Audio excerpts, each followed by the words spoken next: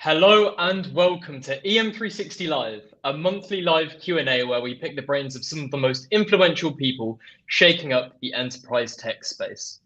My name is Matt Harris, Head of Content here at EM360, and today I'm joined by Caroline Carruthers. Caroline is a self-professed data cheerleader and Chief Executive at Carruthers and Jackson. And we're here today to talk about the importance of the data community. Caroline, welcome to the show. Oh, thank you so much for having me, Matt. It's always lovely to talk. Yeah, always great to chat to you as well. Just to kind of get people introduced a little bit into who you are and what you do, could you tell us about your history in the data sector and why you set up Carruthers and Jackson? Yeah, of course. Oh no, please don't make me talk about myself. This will be terrible.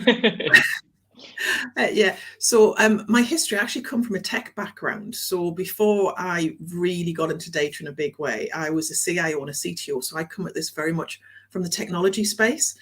But I always felt when I was working on the technology that I wasn't really always solving the root part of the problem. So I could put in new technology, I could put in new CRMs and enterprise systems, but I never felt like I was really getting to the root of the matter, the heart of the matter, and being able to help with it.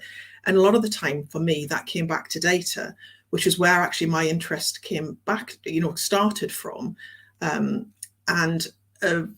What feels like a very, very long time now.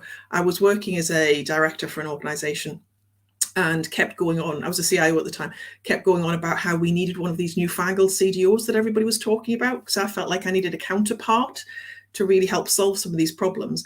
And obviously I pitched the case a bit too well, because the board went, great, you can do that role, because we can get another CIO, but we can't get another chief data officer at the time. And it was like, oh, nuts. So be careful what you wish for, everybody, because you have to just be cautious there. But actually, it started a whole wonderful journey for me, and I kind of dived into data really from that point of view. Fast forward to a little while later, shall we say? I feel like I'm showing my age a lot today. So a little while later, and was talking to Peter Jackson at a conference, and I remember I had done the presentation based on first 100 days of being a chief data officer, and Peter had done the presentation of data strategy.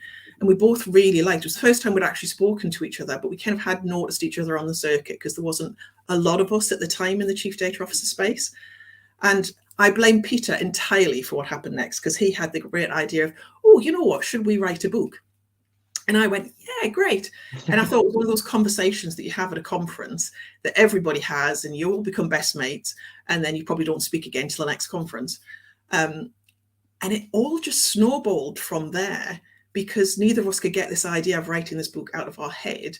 And that became the Chief Data Officer's Playbook, which was the very first book written for Chief Data Officers, which was a bit mind-blowing when we think back to that at the time. Fast forward on from that, I think Data-Driven Business Transformation was next, which was the book we wrote to sort of bring everybody else into this and help them understand about how they can treat data and get more from it. Summer School came next, which I know we're going to talk about in a little bit. And then eventually, we started Carruthers and Jackson, because so many people reached out and asked us for help. And we were both still full-time chief data officers at the time, that one of us needed to start a business to help them. Oh, nice. So your word of wisdom in terms of success is just say yes to everything. Say yes to everything. Yeah. What's the worst that can happen, people? Say yes, dive in. You could have a lot of fun along the way. Yeah, perfect. Sounds good. So I also understand Carruthers and Jackson. So you recently compiled a research report into data maturity across the business world. One thing that I was really interested to talk to you about first and foremost is, what were the main results of that survey, and why does data maturity, matter so much to the modern company? I think it's probably important just to understand why we did it, because I think the report really did highlight a lot of the reasons why we wanted to do it in the first place. Because if you watch everything that organizations are putting out about how data literate they are and how mature they are when it comes to data, there's some amazing things going on. And however, there's a little bit of a sense of the Emperor's New Clothes.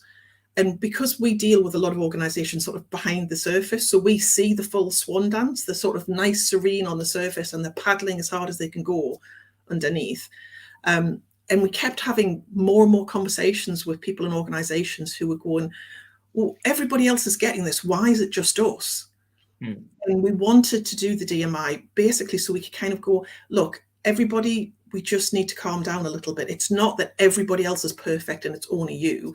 There's a lot of people and a lot of organizations struggling with how they really get to grips with how they're using data, how to get more value from it. So that's why we did it. And a lot of that came out through the survey.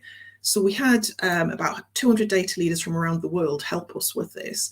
And it was all anonymous, so we can't, they could be honest with us. There was no fear of like, oh, I'm Frank, I'm going to tell your boss that you said it was nobody understood data in your organization.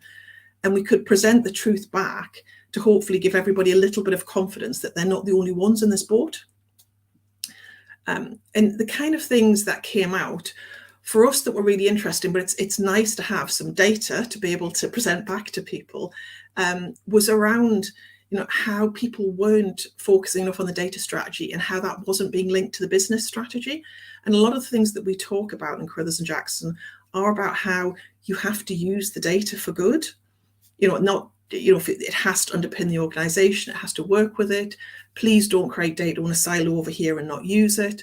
So a lot of those things came out from it. So I'm just going to quote you that there's like 70% of businesses claimed that either their data strategy didn't sit within their business model or their operating model didn't work with it.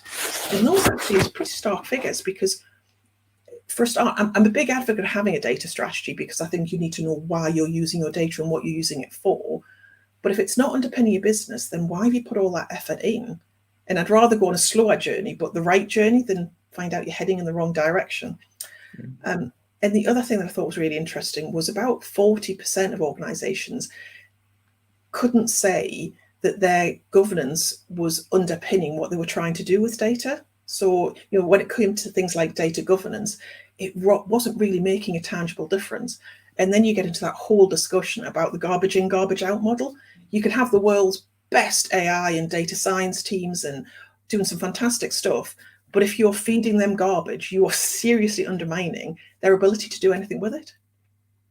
Yeah, that makes a lot of sense. And one thing that I really took away from kind of how you talk about things as well is just how much you kind of value those members of the data community and all that kind of like feedback you take from other companies, customers, like-minded individuals.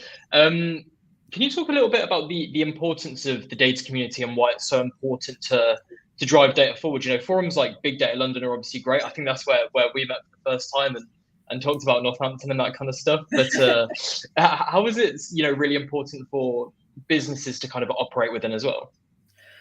So I think there's two things there. One, the data community. I think part of the reason I feel so passionate about it is I think it's incredibly rare to be part of something that is so open and welcoming.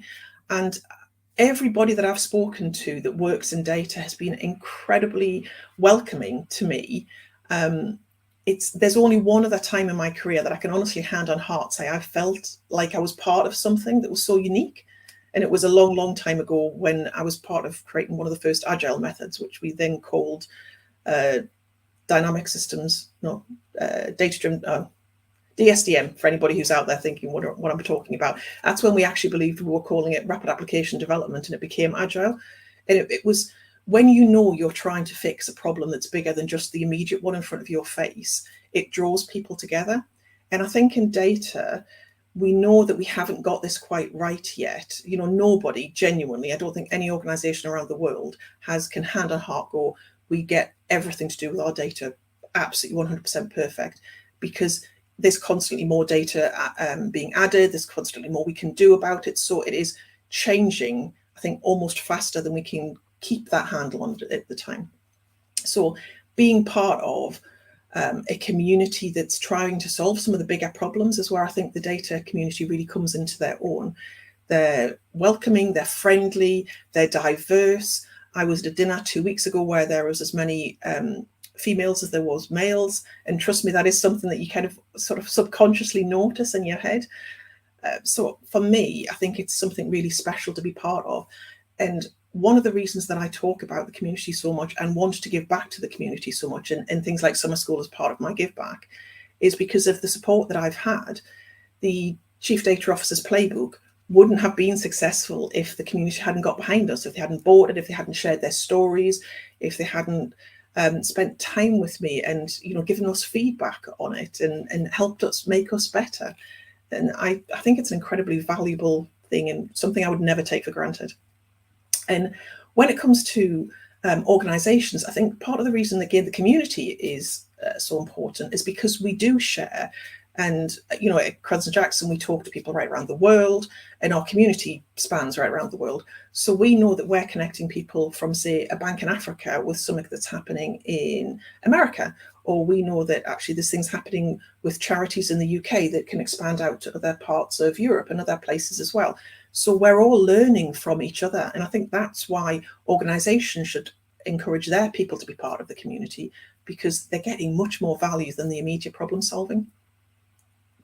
I love that. Is it quite inherent in chief data officers and stuff that they're usually, quite open and to other people's experiences, and they don't really shut themselves away? Is that pretty common to? Yeah, I think it is really common. And I mean, again, I guess maybe my opinion is a little bit skewed, because when I started, there weren't many of us, but I've got really good friends from that time period that we all still talk and, grab dinner together and have drinks. So, and I think that was a little bit of like, there's not many of us, so we had to bind together. And it was a little bit Wild West when we all started. So we were all trying to figure out the same kind of answers to the same kind of problems. And as that's grown, I just feel like that sense has grown with us, because data in essence is really simple. The actual, it could be RED 47, aardvark, they're examples of pieces of data. It's how you use that to do something with it that's what's really important. And by nature, data people tend to be problem solvers, and chief data officers tend to like problems as big as they come. So we want to work together. Yeah, that makes a lot of sense. So it sounds like a good time. Well, I'm going to open up to questions from the audience in just a second. But the last question from me, Caroline, is I've been reading a little bit about the Data Leaders Summer School, and that you guys are still taking applications from the 2 weeks. What exactly is this, and why should data professionals attend this year? This is our 6th year. It still blows my mind that we're in our 6th year of doing the Chief Data Officer Summer School. We talked a little bit about community there, but for me, this is a massive big give back to the community. So this is a free resource that we put on every year just to help people understand more about data. So the idea behind the Chief Data Officer Summer School, or the Data Leader Summer School, is it's for people who are maybe 1-2 off becoming a data leader in their organization. So heads of architecture, senior governance people in IT would all be welcome onto summer school. And the idea is we try and give them the base skills to be as well-rounded and prepare themselves for that role as much as possible. So obviously we cover the obvious things like how to write a data strategy, how to do a maturity assessment for yourselves, how to build a team, how to present yourself as chief data officer and tell stories with data. But we also cover the other kind of things, because this is a business role. So we talk about authentic leadership, we talk about building resilience, using your team, having, how you can get support in this kind of role, and how to really bring people on journeys with you. Because we know that any kind of C role, but especially the chief data officer role, can be very isolating at times, because there's an awful big span of what you could potentially do. And we want to set these people up to succeed. And we hope that by sharing our knowledge, not from just Peter and I, but from some of the world-class experts that come on summer school, but also from the community themselves and the people on your course, that you can learn an awful lot and hopefully create the kind of friendships that I was lucky enough to get 10, 20 years ago that still help me problem solve to this day. One of the nicest things about summer school, and it makes me happy every single time it does, is every time I go to a conference, I get a little bunch of people that come along that go, oh, I was on summer school 2 years ago, or I was on summer school 3 years ago, and we can have a conversation. And they've come together as a group. So they've actually coming along, they met each other on summer school maybe a few years ago, and they still attend conferences together. And we've got groups, Slack groups, WhatsApp groups, where they all connect. And honestly, it's the biggest buzz I can possibly imagine. Nice. Yeah, I love that. And we're getting a few questions from our audience come through. And the first one is from Fraser Floyd from our YouTube audience, touching on, I think, something that you mentioned earlier around diversity in these data communities. And I think you said that it was about a 50-50 split between men and women, which is really good. Fraser was asking, how do these communities really support diversity and inclusion within the field? And what more can be done in this area moving forwards? I think there is a ton of more work that we could do in this area. I think when it comes to diversity, there's so many different ways of thinking about working with diversity and inclusiveness and making people feel like they can bring them whole selves to work and they are welcome to do so. So I think that a little bit, like I said, the data always causes a problem. This is an area that I don't think you can ever rest on your laurels, and we should always be striving to be better and do more. This is a little bit cheeky, but a little part of me thinks, well, because we're data people, we're trying to solve problems. Actually, we need to face facts when it comes to diversity inclusiveness in the space that we work in, and we should be using data to do that. So the stats will tell you we should be doing a lot better. I mean, I used this sort of example of male-female in a dinner that I was at. That's brilliant. That's better than I can remember when I was sitting in a lot of the first conferences and I was literally the only female. So we're getting better, but we're still not there yet.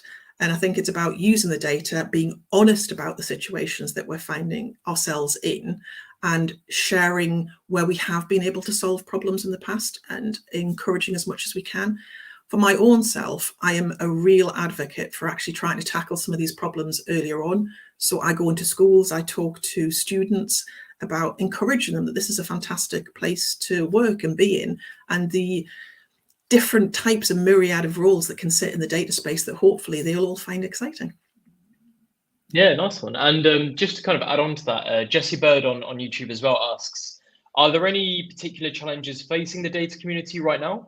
And what do you see as potential solutions to those challenges? Oh, there's always challenges, always. And trust me, I'm a glass half full kind of person, so I'm a big optimist, but I can still see the challenges. So when it comes to data at the moment, everybody wants to run before they can walk. So everybody gets, in organizations and governments and big parts of the community, get very excited about what I would class as the whizzy bag type of things. Highly technical term for you there. So, that talks about the stuff that we can do with AI, that talks about the stuff that we can do with a data science team that can really get to the heart of the matter. All of those things are amazing, but if you can't trust the data that you're giving those teams, you're going to start and struggle. But there's a caveat to that, which is the flip side that I've seen is organizations and businesses try and get everything perfect before they engage those kind of teams, and that doesn't work either. So what we like to talk about is something called a vertical strike. And the idea behind a vertical strike is really simple. You find a problem that you're trying to solve and you fix all the foundations needed to solve that problem.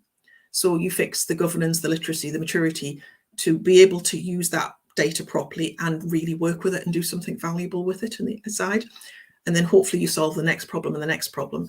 And that way you're creating value as long as you go. You're demonstrating to the rest of the organization why this is important and you should be doing something with it. But you're building your foundations as well, and you're not boiling the ocean. Nice one. Yeah, that makes a lot of sense. And we've also got Redeemer on LinkedIn who kind of going back to that report that we were talking about earlier, and she was asking what can data leaders do and what should be some of the main takeaways for them if they're looking to improve that data maturity? The very first, well, there's two things that I would say to do. One is to know what you're trying to do with your data, that idea of purpose. So make sure you understand the purpose and then that you're focused on that. But the other side of it is to really focus on the people. Everybody talks about how data drives the digital agenda, but we do not spend enough time talking about how people drive data. If we're doing it right, they create it, they use it, they make decisions on the back of it, they tell stories with it. How do we set them up to succeed? Because quite frankly, I would rather have a technology poor organization with a curiosity rich and confident workforce, because I know which one of those two would actually be more successful. Makes sense. Makes sense. We've also got Ben on YouTube, and he's asked, what is the biggest misconception about data right now? The biggest misconception around data. That's a good question. I like that one. I think the one that probably jumps straight to the fore of my mind is that we're all technical geeks in this, and that data is all about doing one thing. Whereas actually there's a myriad of roles. I've known some fantastic people with philosophy degrees who are brilliant in the data space. So I think that it's the potential and the possibility of the people that are involved, which is the biggest misnomer right now. Are you saying that you're not all geeks? Oh, well, I am completely and totally. I mean, I taught myself how to program on a Commodore 64 when I was about 13. So, that kind of goes back to it. However, I wouldn't put everybody under the same label. Got it. Well, the final question today then is from me. It's one that I asked every guest we have on the show, and that is, if you could swap jobs with anyone for a day, what would it be? Oh, absolutely anybody. It would have to be somebody on the Space Center, because the thought of actually being in space and the perspective of seeing the world from that angle would be incredible. Is this like a control center thing, or like an astronaut type thing? I would love to. The thought of being able to see the world from space, it gives me goosebumps just thinking about it. Nice, solid answer. Well, never say never. Well, Caroline, thank you so much for joining us today. I really do appreciate your time. Where can people go to find out more about you and more about the Data Leader Summer School? So drop onto Carruthers and Jackson website. Funnily enough, that's www.carruthersandjackson.com. All the details around us, what we do, and the summer school and how to apply are all available on that website. And if you have any problems, reach out to me on LinkedIn. I just love talking to people. Perfect. And remember, we'll be linking that all down below the LinkedIn live stream. We'll be back next week with another episode in our podcast series. But until then, follow the conversation on our socials at EM360 Tech on Twitter and LinkedIn. And for more great daily content, please head on over to em360tech.com. Thanks, Caroline. Thanks very much. Cheers.